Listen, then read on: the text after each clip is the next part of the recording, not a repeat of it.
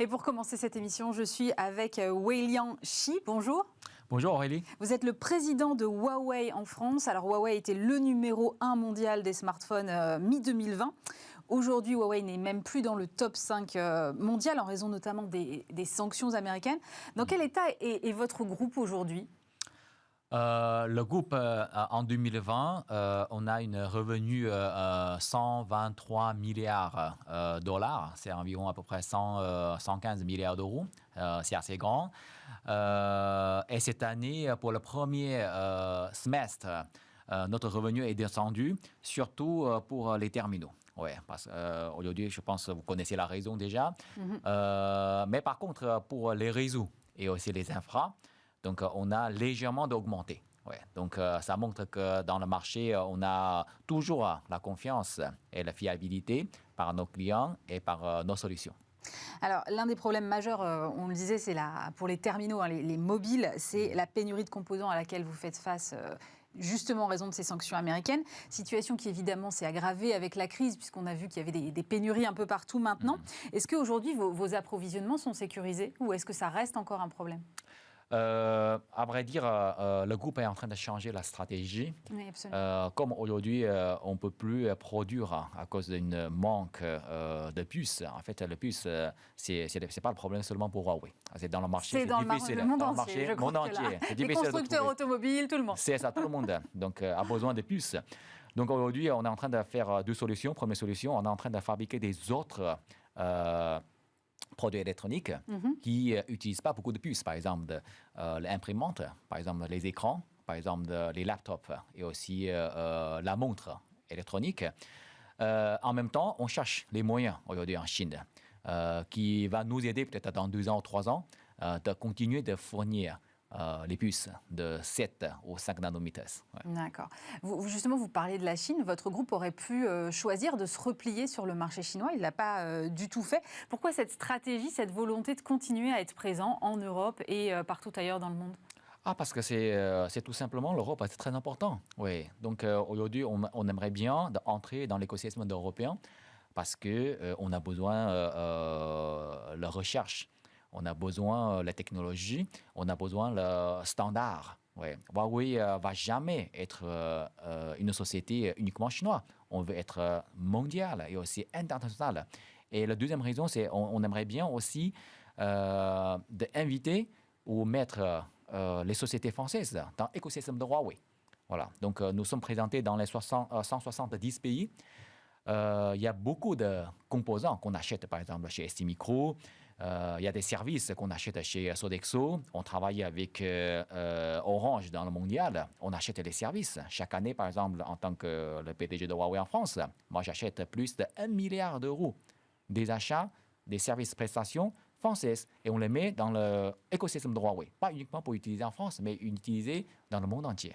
Et vous avez aussi annoncé en décembre l'implantation d'une première usine en Europe, et notamment en France, près de Strasbourg, pour produire du matériel pour les réseaux mobiles, notamment 5G. Il y a 500 emplois à la clé. C'est un investissement de 200 millions d'euros. Où en est ce projet aujourd'hui ? Le projet, on vient d'annoncer le 26 janvier de cette année pour une acquisition de terrain. Et on est en train de faire le design et sélectionner le constructeur. Donc, on envisage pour avoir la première production à partir de 2023. C'est rapide. Oui, ça va être très rapide. Ça va vite sortir de terre.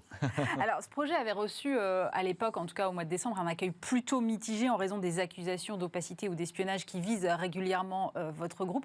Qu'est-ce que vous répondez, vous, à vos détracteurs ? Moi, je travaille 15 ans chez Huawei. Par exemple, en France, on a 4 activités. Le télécom, l'entreprise, terminaux et recherche et développement. Ouais. Depuis 15 ans, je travaille à Huawei et depuis 4 ans, je travaille en France. Moi, je peux dire, aujourd'hui, notre équipement, aujourd'hui, c'est l'équipement le plus testé dans le monde entier. Ouais. Parce que le soupçon qui vient des États-Unis, donc il y a beaucoup de pays, y compris la France, comme ANSI, comme BSI d'Allemagne et Angleterre, ils ont tous testé notre produit. Aujourd'hui, moi, je peux dire, on n'a aucune preuve qui a découvert un logiciel, un code source ou un composant qui est capable de faire espionnage. Et surtout, je peux vous dire que Huawei, c'est une société privée. donc 100% détenu par les employés, il n'y a aucun intérêt pour Huawei de faire des bêtises. Vos problèmes aux États-Unis vous ont quand même poussé à opérer un virage stratégique en vous recentrant sur le secteur un peu B2B. Que représentent justement les activités de service aux entreprises dont vous parliez pour Huawei et notamment pour Huawei France?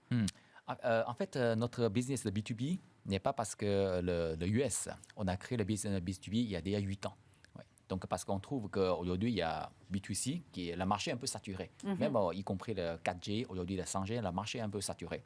Aujourd'hui, on a créé le business il y a 8 ans pour le B2B parce qu'on trouve qu'il y a beaucoup de choses où on peut peut-être aider pour faire la digitalisation, pour les entreprises, les grandes entreprises, mais aussi les petites et moyennes entreprises. Ouais. Et depuis 8 ans, on a à peu près déjà, par exemple, en France, on a à peu près déjà 100 personnes déjà qui travaillent uniquement pour le B2B et notre chiffre d'affaires qui devient un des moteurs de croissance pour notre business.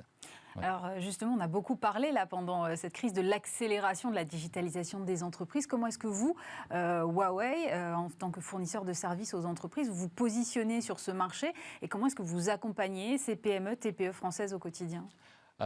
Aujourd'hui, on a déjà, depuis 8 ans, on a déjà aidé plus de 700 sociétés françaises, y compris la grande et aussi la petite moyenne, de réaliser leur transformation digitale. Moi, je suis très fier de dire ça.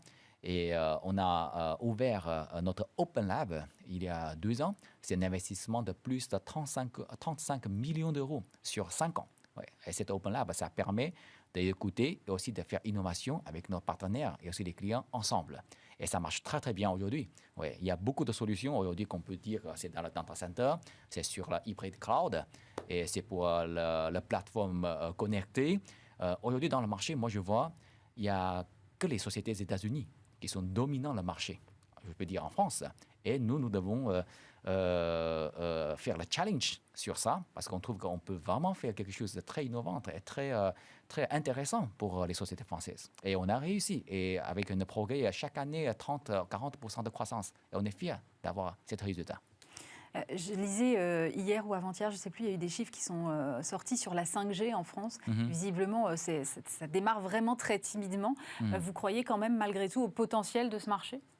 La 5G, c'est vrai, aujourd'hui, on prend un peu de retard en France, je veux dire. Mais honnêtement, je ne pense pas que ce retard, ça va avoir une grande influence à la fin. Parce que c'est un peu comme le vaccin. Ouais. Le début, c'est toujours une hésitation. Parce que les gens ne comprennent pas la 5G. Mais après, regarde aujourd'hui ce que la Chine et aussi le Coréen a fait. La Chine a déjà déployé 1 million de bases stations de 5G. Et la France, jusqu'à présent, seulement 5 000. Ouais. Donc, il y a un grand espace potentiel à rattraper. Je pense si avec tout le monde, si on s'aligne bien, et ça va rattraper rapidement en France pour la 5G. Et la 5G, ce qui est vraiment important, c'est pour améliorer la qualité de communication par image et par les vidéos. Le deuxième, ça va vraiment aider pour prendre la reprise de l'économie. Ça va créer beaucoup d'emplois. Mais pas seulement la 5G. C'est la 5G va créer l'ambiance et l'environnement pour des autres sociétés. C'est un peu comme il y a 10 ans quand on a créé le 4G. Les gens n'ont pas très bien compris. Le 4G, c'est l'infrastructure, mais ce n'est pas la totalité de l'ambiance de 4G. Après, il y a des GAFA, il y a des Baidu, il y a des Alibaba. Donc, toutes ces sociétés-là, c'est autour de cette sociale mobile. C'est le 4G qui a créé ces sociétés. Le 5G va créer des autres sociétés, c'est juste l'infrastructure. Après, il y a beaucoup d'applications, beaucoup de startups qui vont travailler autour de 5G. C'est ça qui est le plus important. Ouais, c'est-à-dire qu'on n'a pas encore les usages et que ça va générer les créations d'entreprises également. C'est ça. On n'a pas encore un grand usage comme GAFA aujourd'hui. Ouais. Mais ça va créer les usages très bientôt, je pense.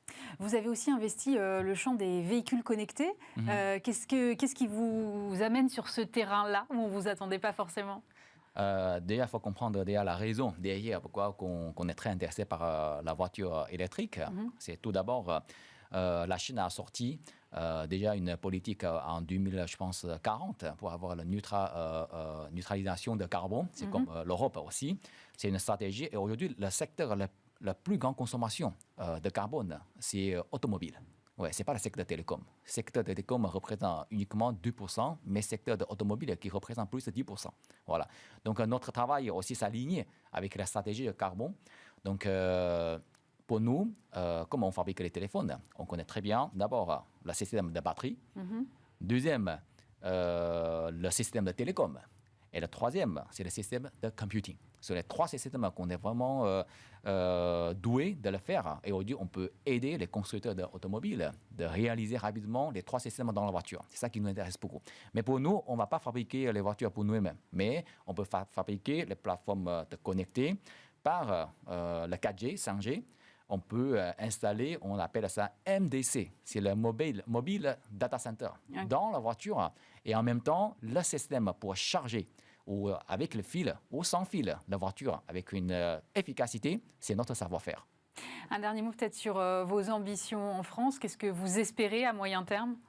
Notre ambition n'a jamais changé depuis la création il y a 17 ans. C'est toujours pour favoriser les consommateurs, les utilisateurs, les sociétés, de bien réaliser la digital transformation. Parce qu'aujourd'hui, la digitalisation, ce n'est pas une option. Avant, on dit que digital ou pas digital, c'est une option. Ouais, chacun fait ce qu'il veut. Mais après la Covid a changé beaucoup de choses. Donc, la digitalisation devient une obligation. C'est-à-dire, sans le plan de digitalisation ou sans regarder la digitalisation, la société ne va pas vivre simple. Ouais. Donc aujourd'hui, je pense qu'on est là pour aider, pour participer, aussi contribuer à notre savoir-faire, pour transmettre les business online, pour transmettre les communications, le travail à distance, pour transmettre aussi notre savoir-faire avec une économie d'énergie. Tout ça, c'est notre savoir-faire et c'est notre souhait de travailler en France et c'est aussi notre vision. Merci beaucoup, Weiliang Xi, président de Huawei France. Merci d'avoir été avec nous. Merci, Aurélie.